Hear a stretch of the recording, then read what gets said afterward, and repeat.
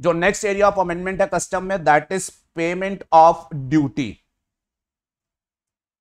अब हमने आपके साथ क्लास में कस्टम्स के डिस्कशन में एक चैप्टर किया था पेमेंट ऑफ ड्यूटी। जैसे जीएसटी में नहीं होता था, जीएसटी में आपने एक चैप्टर पढ़ा था पेमेंट ऑफ जीएसटी, जिसमें बताया गया था एक पर्सन अगर उसकी जीएसटी लायबिलिटी बनती है तो वो कैसे पे करेगा। याद है, उसकी जो लायबिलिटी बनती है उसको वो क्रेडिट से पे करेगा या फिर कैश से पे करेगा। क्रेडिट से जब पे करने की बात आएगी तो उसका एक ई क्रेडिट लेजर होगा जीएसटी की पोर्टल पर, जिसमें वो क्रेडिट का रिकॉर्ड रखा जाएगा। और कैश पेमेंट की जब बात आएगी तो उसके पास एक ई कैश लेजर होगा पोर्टल पर, जिसमें उसके कैश ट्रांजैक्शंस का रिकॉर्ड रखा जाएगा। उसको ई कैश लेजर में पैसा डिपॉजिट करना होगा और फिर ई कैश लेजर को यूज करके जो होगा अपना कैश कंपोनेंट पे करना होगा। याद है ना, वो जीएसटी का पूरा पेमेंट का प्रोसेस जो है वो आपने ऑलरेडी पढ़ रखा है। अब वो जो जीएसटी में पेमेंट का प्रोसेस है, वैसा ही पेमेंट का प्रोसेस जो है वो कस्टम वालों ने भी क्रिएट करने की जो है वो कोशिश करी। मान लीजिए कोई इंपोर्टर है या एक्सपोर्टर है, उसने इंपोर्ट एक्सपोर्ट का ट्रांजैक्शन किया। लेट्स सपोज मैं इंपोर्टर की बात कर लेता हूं, उसने इंपोर्ट गुड्स का किया। अब उस गुड्स के ऊपर जो है वो कस्टम ड्यूटी की पेमेंट बन रही है, जो कि क्लियरेंस के टाइम पर लेट्स सपोज उसे पे करनी है। अब मामला ये आ रहा है कि वो जो ड्यूटी उसे पे करनी है, वो ड्यूटी उसे पे किस तरीके से करनी है। आप सभी जानते हैं कस्टम्स ड्यूटी की पेमेंट जो है वो कैश में करनी होती है। कैश में कैसे पे करनी होती है, तो बेटा पहले ट्रेडिशनली जो आपकी कस्टम ड्यूटी बनती थी उसको पेमेंट करने के लिए आपको चालान क्रिएट करके बैंक में जाना पड़ता था पेमेंट करने के लिए। फिर अब कस्टम वालों ने जीएसटी वालों से इंस्पायर होकर के कस्टम में भी ई कैश लेजर का कंसेप्ट जो है वो इंट्रोड्यूस किया। उन्होंने बोला जी कस्टम में भी जब जब कस्टम ड्यूटी की पेमेंट की बात आएगी तो ई कैश लेजर के थ्रू की जाएगी। कहने का मतलब जितना आपका कस्टम ड्यूटी की पेमेंट बनती होगी, पहले आपको चालान के थ्रू ई कैश लेजर में डिपॉजिट करना पड़ेगा और फिर उस लेजर में जब डिपॉजिट आ जाएगा तो उसको जो होगा वो आप पेमेंट के लिए जो होगा वो यूज करेंगे। अब ये जो कस्टम में ई कैश लेजर के प्रोविजंस है ये दिए गए हैं सेक्शन 51A में। आपके साथ क्लास में ये ऑलरेडी डिस्कस्ड है। सेक्शन 51A में बता रखा था कि कस्टम्स का ई कैश लेजर जो होगा वो क्या होगा। अब कस्टम का ई कैश लेजर है तो ऑब्वियस सी बात है ये कहां मेंटेन किया जाएगा, कस्टम की पोर्टल जो आईसी गेट होती है उस पर मेंटेन जो होगा वो किया जाएगा। कंसर्न इंपोर्टर जो होगा वो इस आईसी गेट पर पोर्टल पर जो होगा उसका ई कैश लेजर मेंटेन किया जाएगा। अब ड्यूटी लायबिलिटी जब भी पे करने की बारी आएगी तो इंपोर्टर को क्या करना पड़ेगा, पोर्टल पर एक चालान क्रिएट करके डिपॉजिट करना पड़ेगा, उसके ई कैश लेजर में आ जाएगा। और क्लियरेंस के लिए जब वो बिल ऑफ एंट्री फाइल करेगा तो वो ड्यूटी लायबिलिटी पे करने के लिए अगेन एक चालान क्रिएट करेगा, पेमेंट चालान, और उसके थ्रू जो होगा वो ई कैश लेजर में जो होगा वो माइनस कर दिया जाएगा। अच्छा, यहां पर एक स्पेशल बात मैं आपको बताता हूं, जीएसटी वर्सेस कस्टम। जीएसटी में क्या होता है, जब एक पर्सन को कैश कंपोनेंट पे करना होता है तो उसको ई कैश लेजर में डिपॉजिट करना होता है। उसके लिए वो एक चालान क्रिएट करता है और पेमेंट कर देता है, ई कैश लेजर में डिपॉजिट हो जाता है। फिर जो डिपॉजिट हो गया उसको यूज कैसे करते हैं, यूज करना बड़ा सिंपल है। जीएसटी में वो अपनी रिटर्न फाइल करता है, रिटर्न फाइल करते टाइम टैक्स पे करता है और उसकी रिटर्न के बेसिस पर ई कैश लेजर में जो है वो माइनस कर दिया जाता है। अब कस्टम में थोड़ी सी बात ध्यान से सुनिएगा। कस्टम में एक पर्सन है, उसको इंपोर्ट ड्यूटी अपनी पे करनी है, ई कैश लेजर का कंसेप्ट है। ई कैश लेजर कस्टम की पोर्टल पर है, तो जितनी उसे ड्यूटी पे करनी है उसके लिए पहले उसे ई कैश लेजर में उतना पैसा डिपॉजिट करना पड़ेगा। उसके लिए वो पोर्टल पर एक चालान क्रिएट करेगा, पैसा पे करके डिपॉजिट हो जाएगा, ई कैश लेजर में वो पैसा आ जाएगा। अब फिर उसके बाद जब उसे उस पैसे को यूज करना होगा तो प्लीज ध्यान में रखिएगा, कस्टम में रिटर्न का कोई कंसेप्ट नहीं है। कस्टम में रिटर्न का कोई कंसेप्ट नहीं है। जीएसटी में रिटर्न्स होती है, कस्टम में रिटर्न का कोई कंसेप्ट नहीं है। तो कस्टम में व्यक्ति को जब अपना पैसे को यूज करना पड़ेगा, क्योंकि रिटर्न का कंसेप्ट नहीं है, तो यहां पर उन्होंने ये बोला यूज करने के लिए आपको फिर से एक चालान बनाना पड़ेगा, जिसे हम बोलेंगे पेमेंट चालान। जब डिपॉजिट किया था तब एक चालान बनाया था, वो आपका डिपॉजिट चालान है, उसके बेसिस पर डिपॉजिट होगा। जब आप यूज करना चाहते हैं तो यूज करने के लिए आप फिर से चालान बनाएंगे, वो आपका होगा पेमेंट चालान। उसमें आप बताएंगे आप क्या क्या पे करना चाहते हैं, उसके बेसिस पर ई कैश लेजर से वो पैसा जो होगा वो डेबिट माइनस जो होगा वो कर दिया जाएगा। ये सब बातें हमारे पास सेक्शन 51A में लिखी हुई है, जिसमें इलेक्ट्रॉनिक कैश लेजर के गवर्निंग प्रोविजन है। अच्छा, साथ में कस्टम में इलेक्ट्रॉनिक कैश लेजर की रेगुलेशंस भी जो है वो बनाई हुई है, जो बेसिकली बताती है कि आपका डिपॉजिट चालान जो होगा वो क्या फॉर्म होगा, आपका पेमेंट चालान जो होगा वो क्या फॉर्म होगा। ये सारा डिस्कशन आपके साथ हमने प्रॉपर कर रखा है, प्रॉपर चैप्टर वाइज डिस्कशन करके। मैंने यहां पर वो पूरा chapter as it is reproduce करके दे दिया है। सर पूरा क्यों दे दिया, सिर्फ अमेंडमेंट क्यों नहीं दी? ये इसलिए दे दिया बेटा क्योंकि इस वीडियो को शायद वो बच्चे भी सुन रहे होंगे जिन्होंने हमसे लेक्चर नहीं किए हैं, तो उनको कंसेप्ट की क्लैरिटी जो है वो पूरी रहे, ताकि जो अमेंडमेंट है वो ठीक से समझा पाऊं, इसलिए मैंने ये चैप्टर दे दिया। और चैप्टर कोई लंबा चौड़ा नहीं है, सिंपली 1 पेजर चैप्टर है। अच्छा, अब इसके मुद्दे की सबसे अहम बात सुनिएगा। अब कस्टम्स में ई कैश लेजर के प्रोविजन शुरुआत से नहीं थे, लेकिन कस्टम वालों ने जीएसटी से इंप्रेस होकर के कस्टम में जो है ई कैश लेजर के प्रोविजन जो है वो इंट्रोड्यूस किए। अब जब इन्होंने ये प्रोविजन इंट्रोड्यूस किए तो बेटा ये जो ई कैश लेजर की मेंटेनेंस होगी कस्टम के पोर्टल के ऊपर, उसके लिए कस्टम की पोर्टल में बहुत सारे सुधार करने पड़ेंगे, है ना। यस, तो उसमें जो होगा वो टाइम लग रहा था। तो उन्होंने कहा कि जब तक वो सब रेडीनेस नहीं हो जाती तब तक हम ये जो सेक्शन 51A है इसको जो है वो एक्चुअल में जो है वो अप्लाई नहीं कर सकते। तो इस बात का उन्हें पता था। तो जब उन्होंने सेक्शन 51A ई कैश लेजर का इंट्रोड्यूस किया तो उसमें साथ में एक प्रोविजन रखा, सेक्शन 51A सबसेक्शन 4। इसमें उन्होंने ये कहा कि सीबीआईसी के पास ये पावर होगी कि वो एग्जेम्प्ट कर सकती है deposit into e cash ledger from applicability of any or all provision of this section either for notified class of person or with respect to notified category of goods. मतलब क्या हुआ इसका, उन्होंने कहा जी वैसे तो सेक्शन 51A हमने introduce करके कस्टम ड्यूटी पेमेंट ई कैश लेजर से ही होगी, ये बात मैंडेटरी करने की कोशिश करी है, लेकिन हम इस सबसेक्शन से जो है वो सीबीआईसी को पावर दे रहे हैं कि सीबीआईसी को अगर लगता है तो ई कैश लेजर से पेमेंट मैंडेटरी होगी, ये प्रोविजन वो इनएप्लीकेबल करा सकती है। किसको, वो किसी पर्टिकुलर क्लास ऑफ गुड्स के रिस्पेक्ट में कह सकती है कि इन गुड्स की रिस्पेक्ट में ड्यूटी पेमेंट में जो होगा वो ई कैश लेजर अप्लाई नहीं होगा, या वो किसी पर्टिकुलर क्लास ऑफ पर्सन के रिस्पेक्ट में भी बोल सकती है कि इन लोगों के लिए ई कैश लेजर से ड्यूटी पेमेंट करना जो होगा वो मैंडेटरी नहीं होगा। सीबीआईसी के पास ये पावर थी और यहीं से आपकी अमेंडमेंट जो है वो रिलेट करती है। तो अब जरा ध्यान से सुनिएगा। अब इस सब सेक्शन ने सीबीआईसी को जो पावर दी थी कि वो ई कैश लेजर से ड्यूटी पेमेंट के प्रोविजंस को इनएप्लीकेबल बना सकती है किसी भी गुड्स या किसी भी पर्सन के लिए। इस पावर को यूज करके सीबीआईसी ने एक नोटिफिकेशन इशू कर रखा था और उस नोटिफिकेशन से उन्होंने इस प्रोविजंस को टिल रिसेंट टाइम इनएप्लीकेबल बनाया हुआ था for all goods and for all persons. कहने का मतलब सेक्शन 51A ई कैश लेजर से पेमेंट के प्रोविजन बना दिए थे, लेकिन उनको एक्चुअल में टिल रिसेंट जो है वो एप्लीकेबल नहीं कराया था। सीबीआईसी ने नोटिफिकेशन से बोल रखा था जी अभी हम तैयार नहीं है, तो फॉर द टाइम बीइंग के लिए ये प्रोविजन जो है ये किसी भी गुड्स और किसी भी इंपोर्टर के जो होगा ऊपर एप्लीकेबल नहीं रहेंगे। देख लीजिएगा notification, all class of person and all category of goods imported, all class of persons and all category of goods exempted from section 51A। शुरुआत में ये नोटिफिकेशन यहां से आया था कि भाई नवंबर तक हम एग्जेम्प्ट कर रहे हैं, उसके बाद लागू करेंगे, लेकिन तैयारी पूरी नहीं हुई। तो इन्होंने बोला जी 31 मार्च 2023 से लागू करेंगे, तब भी तैयारी पूरी नहीं हुई। फिर उन्होंने बोला कि 31 मई तक करेंगे, ठीक है जी।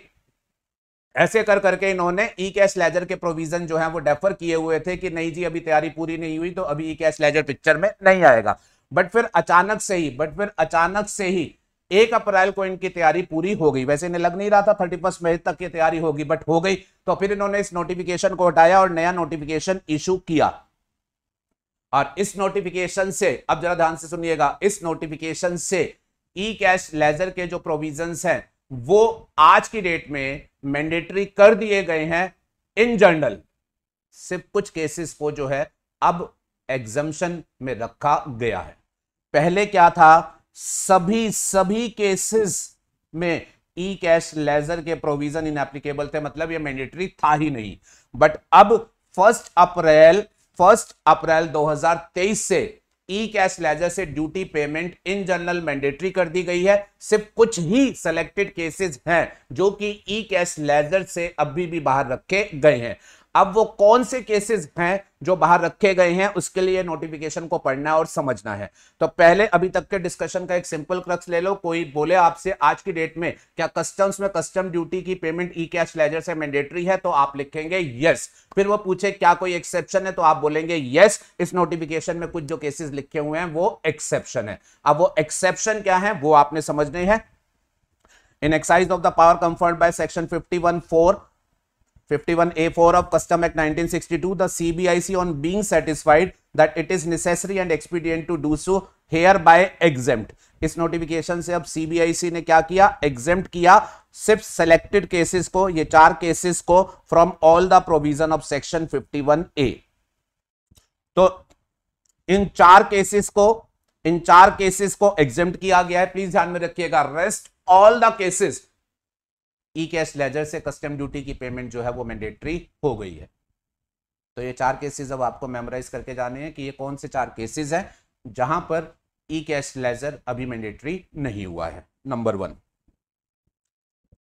अगर ड्यूटी पेमेंट की बात आई, deposit with respect to goods imported or exported in custom station where custom automated system is not in place. अब आप इंपोर्ट कर रहे हैं एक पर्टिकुलर कस्टम पोर्ट पर, ठीक है। अब वो जो पर्टिकुलर कस्टम पोर्ट है, अगर वहां पर अभी तक ऑटोमेशन कस्टम वाला आया ही नहीं है, कस्टम ऑटोमेटेड सिस्टम वो अगर अभी तक वहां डेवलप हुआ ही नहीं है, ऑटोमेशन वहां आया ही नहीं है, और आप उस प्लेस से जो है वो इंपोर्ट एक्सपोर्ट का काम कर रहे हैं और इसके ऊपर ड्यूटी लायबिलिटी बन रही है, तो उस ड्यूटी पेमेंट के लिए ई कैश लेजर का कंसेप्ट मैंडेटरी नहीं है। वो आप नॉर्मल जिस अदरवाइज तरीके से पेमेंट करते थे उस तरीके से पेमेंट कर पाएंगे। पहला एक्सेप्शन क्लियर है? यस। तो गुड्स का इंपोर्ट या एक्सपोर्ट हुआ, इंपोर्ट ड्यूटी एक्सपोर्ट ड्यूटी कुछ भी पेबल बनी, लेकिन इंपोर्ट या एक्सपोर्ट उस स्टेशन पर हुआ है, उस जगह उस कस्टम स्टेशन पर आपने गुड्स मंगाए हैं जहां पर अभी कस्टम का ऑटोमेटेड सिस्टम वेबसाइट बेस्ड जो है वो अभी ऑपरेशनल ही नहीं किया गया है ऐसे कुछ थोड़े बहुत प्लेस आपको जानना जरूरी नहीं है, वहां पर ये ई कैश लेजर का कंसेप्ट भी नहीं आएगा। वहां जैसे आप नॉर्मल ड्यूटी पे कर रहे थे, डायरेक्टली इंपोर्ट किया, चलान बेस्ड ड्यूटी पे कर रहे थे, वैसे ही आप करेंगे। दूसरा, अगर बात आई deposit with respect to goods imported or exported in international courier terminal, अगर गुड्स का इंपोर्ट और एक्सपोर्ट किया जा रहा है कुरियर के रूट्स के थ्रू, आजकल आप जानते हैं ना ई कॉमर्स एक्सपोर्ट्स काफी हो रहे हैं, तो पर्सन की वेबसाइट है, बाहर से ऑर्डर आया और उसने डिस्पैच करने के लिए अपना कुरियर सर्विस ली, तो कुरियर एजेंसी जब इंपोर्ट और एक्सपोर्ट करेगी तो वो आपसे पैकेट लेकर के उसकी क्लियरेंस कराने के लिए कहां जाएगी? International courier terminal. तो यहां इंटरनेशनल कुरियर टर्मिनल पर जो कुरियर इंपोर्ट और एक्सपोर्ट से रिलेटेड ड्यूटी पेमेंट का मुद्दा आएगा, उस ड्यूटी पेमेंट के ऊपर भी ई कैश लेजर के प्रोविजन एप्लीकेबल नहीं है, वो नॉर्मल तरीके से जैसे पहले होती थी वैसे ड्यूटी पेमेंट होगी। तीसरी बात, deposit with respect to accompanied baggage, baggage का आपने एक पूरा चैप्टर पढ़ा था अगर आपको याद हो तो। जब कोई पैसेंजर बाहर से आता है तो वो अपने साथ बैगेज लेकर के आता है, एक रीजनेबल क्वांटिटी पर ड्यूटी नहीं देनी होती, उससे ऊपर का बैगेज अगर होता है तो उसके ऊपर ड्यूटी देनी पड़ती है। पर डेफिनेटली ये जो पैसेंजर होता है ये कोई regular sort of importer exporter तो है नहीं है, तो इनसे ये एक्सपेक्ट करना कि इनका ई कैश लेजर जो है वो मेंटेन किया जाए और ये ई कैश लेजर से पे करे तो वो उनके ऊपर अननेसेसरी बर्डन होगा। तो उस लॉजिक के बेसिस पर उन्होंने क्या कह रखा है कि बैगेज के रिस्पेक्ट में जो ड्यूटी पेमेंट होगी उस पर ई कैश लेजर के प्रोविजन अप्लाई नहीं होंगे, वो जैसे करते थे आज तक वैसे ही करते रहना। फिर उसके बाद चौथा पॉइंट, ये थोड़ा समझने वाला पॉइंट है, ध्यान से पढ़िएगा। चौथे में वो कहते हैं deposits other than those use for making electronic payment of any duty of custom including सेसेस and surcharges levies and duties of custom, या फिर इंटीग्रेटेड टैक्स जो इंपोर्ट के ऊपर लग रहा होता है, या फिर जीएसटी कंपनसेशन सेस जो इंपोर्ट के ऊपर लग रहा होता है, एंड इंटरेस्ट पेनल्टी फीस और any other amount payable under the act, मतलब कस्टम एक्ट या फिर कस्टम टैरिफ एक्ट। अच्छा, इस चौथे पॉइंट को जरा ध्यान से समझना। इस चौथे पॉइंट में उन्होंने क्या बोल दिया, आप कोई भी कस्टम ड्यूटी दे रहे हो इंक्लूडिंग आईजीएसटी या जीएसटी सेस इंपोर्ट का, as well as interest penalty fees या कोई भी और अमाउंट दे रहे हो, उसको हमने ई कैश लेजर से बाहर कर दिया। आप कंफ्यूज हो सकते हो, सर इससे तो सभी कुछ बाहर हो गया, इसको ऐसे मत पढ़ना, आप इसको ध्यान से पढ़ना समझना। इसमें वो क्या कह रहे हैं, हम चौथे पॉइंट को तब बाहर कर रहे हैं जब आप जो पेमेंट कर रहे हो that is other than use for making electronic payment of.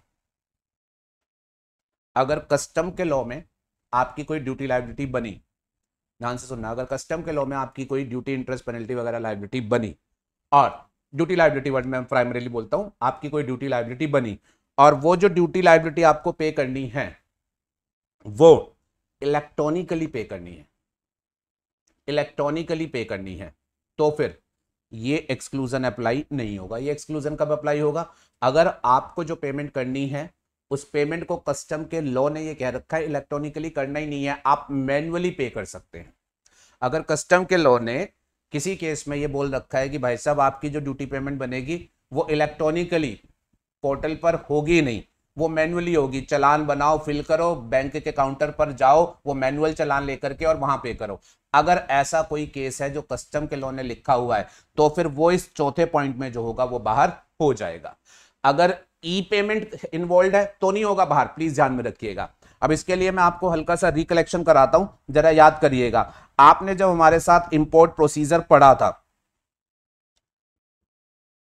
Import procedure, ठीक है, तो इंपोर्ट प्रोसीजर आपने किया, सेक्शन 46 में बिल ऑफ एंट्री फाइल करते हो, सेक्शन 47 में उसका क्लियरेंस ऑर्डर मिलता है पेमेंट ऑफ ड्यूटी के बाद।